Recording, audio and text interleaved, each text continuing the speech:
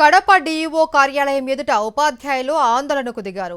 బదిలీల్లో web counselling రద్దు చేయాలి అని కోరుతూ పెద్ద ఎత్తున నిరసన వ్యక్తం చేశారు. వెబ్ కౌన్సిలింగ్ వద్దు, మాన్యువల్ కౌన్సిలింగ్ ముద్దు అంటూ నినాదాలు చేశారు. వెబ్ కౌన్సిలింగ్ రద్దు చేసే వరకు ఉద్యమాలు ఆపేది లేదు అంటూ స్పష్టం చేశారు. జిల్లా వ్యాప్తంగా జరిగిన ఆందోళనలో పెద్ద ఎత్తున ఉపాధ్యాయులు పాల్గొన్నారు. మరింత సమాచారం మా ప్రతినిధి శ్రీనివాస్ అందిస్తారు కడప నుంచి.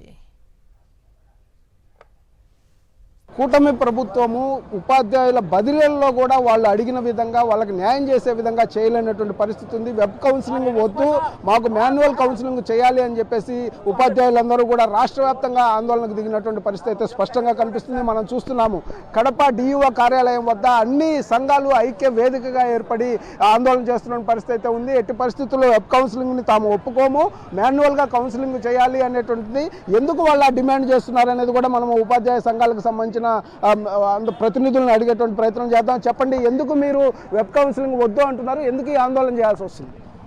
మేము స్కూల్ అసిస్టెంట్లకు సంబంధించి కానీ, హెడ్ మాస్టర్లకు సంబంధించి కానీ, ప్రైమరీ స్కూల్ హెచ్ఎంస్కి సంబంధించి కానీ వెబ్ కౌన్సిలింగ్ను ఆహ్వానించాం. కానీ ఈ జిల్లాలో సెకండరీ టీచర్లకు సంబంధించి దాదాపు 2400 మంది ఈరోజు బదిలీలకు సిద్ధంగా ఉన్నారు. 2400 మంది ఈరోజు బదిలీలకు వెబ్ ఆప్షన్స్ ఇవ్వాల్సిన పరిస్థితి. అంటే ఒక secondary teacher, long standing teacher దాదాపు 2400 ఆప్షన్స్ను ఆన్లైన్లో నమోదు చేసుకోవాల్సిన పరిస్థితి ఏర్పడుతుంది. అంటే దాదాపు 400 రిక్వెస్ట్ ట్రాన్స్ఫర్లు ఉంటే దాదాపు పక్కాగా 2000 మంది ఖచ్చితంగా ట్రాన్స్ఫర్ కావాలి.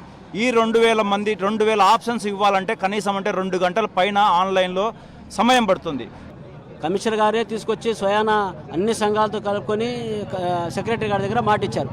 మిగతా అన్ని ఎగ్జిట్లు ఒకరు తప్ప అందరికీ వెబ్ కౌన్సిలింగ్ ఏర్పాటు చేస్తాము, ఎగ్జిట్లకు మాత్రం చేస్తామని చెప్పారు. ఈ రోజుకు నిన్ననే వెబ్ కౌన్సిలింగ్ కూడా మీరు పెట్టుకొని ఎగ్జిట్లు కూడా అని చెప్పి ఓపెన్ చేశారు. సో దాన్ని ఇంత ఆక్రోషంగా బయటకు రావడానికి కారణం ఏంటంటే ఇచ్చిన మాట తప్పారు కాబట్టి ఖచ్చితంగా మీరు ఏ మాట అయితే ఇచ్చారో దానికి కట్టుబడి ఉండని చెప్తాను తప్ప ఇది గొంతమ్మ కోరికలు ఏం కాదు. వారికి అన్నీ తెలుసు. ఇటీవల జరిగినటువంటి స్కూల్ అసిస్టెంట్ ఫిజికల్ ఎడ్యుకేషన్కి సంబంధించినటువంటి వెబ్ ఆప్షన్స్ కూడా ఉదాహరణ కడప కార్పొరేషన్లో దాదాపు అప్లై చేసుకున్నటువంటి వారు 4 మాత్రమే, కేవలం వారికి ఉన్నటువంటి వేకెన్సీస్ 7 మాత్రమే. ఆ 4కి కూడా వారు పెట్టుకున్నటువంటి ఆప్షన్స్ కూడా రాకుండా ఉర్దూ స్కూళ్లకు ఆప్షన్స్ అనేటిగా రాలేదు. ఈ విధంగా టెక్నికల్ లోపం వలన కూడా ఒక ప్లేస్ ఆప్ట్ చేస్తే ఇంకొక ప్లేస్ వారికి రావడం కూడా జరిగింది. దీనిని కూడా నిన్న మేము అధికారుల దృష్టికి తీసుకెళ్లడం జరిగింది. ఇచ్చిన హామీలు తప్పడం అంటే ఇది చాలా దురదృష్టకరమైన విషయం. ఉపాధ్యాయ సంఘాలకు ఇచ్చిన హామీ మేరకు మాన్యువల్ కౌన్సిలింగ్ జరపాల్సి అవసరం ఉంది.